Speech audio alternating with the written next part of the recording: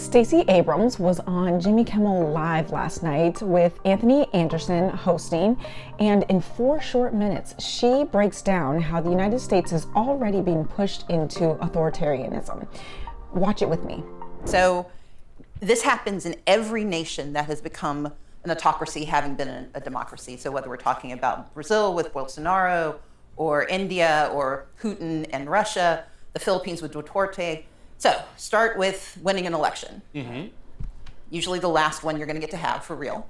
Number 2, you have an expansion of executive power. The president decides he wants more than he's supposed to have. Number 3, you start to make the Congress complicit. So you weaken them and you neutralize or neuter the judiciary. Like, oh, I don't know, the Supreme Court giving you unfettered power and saying we don't have the ability to stop things. Yep. Then you move on to firing all of the people who know how to make government work.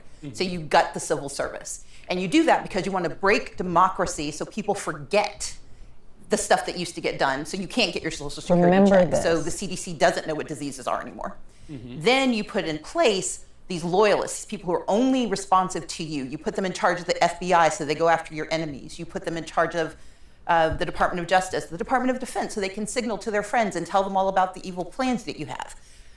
Then you make certain that you break how we communicate. So you criticize the media and you create your own echo chamber of propaganda. You call it truth even though you know you're lying.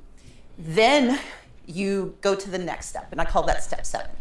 So at step 7, you have to blame someone. You have to blame people for the broken government, for the broken promises. So you go after DEI. You go after the vulnerable, the dispossessed. You go after any community that doesn't look like what you think power should be. While you're doing that, you make certain that you, in step 8, you eliminate anybody who could help them. So you sue law firms that do pro bono cases. You go after philanthropies and accuse them of giving money to the wrong people. You go after colleges and universities that can teach people possibly what else they should know.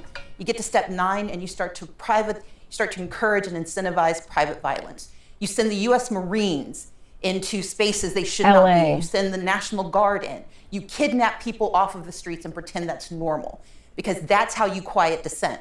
Because you make everyone afraid that if they don't do what you want, they might be next. And once you've done those 9 steps, step 10 is easy. That's when you decide there won't be new elections, because everyone's either afraid, poor, broken, or complicit. Okay, wow. And that's it. That's how we descend into authoritarianism.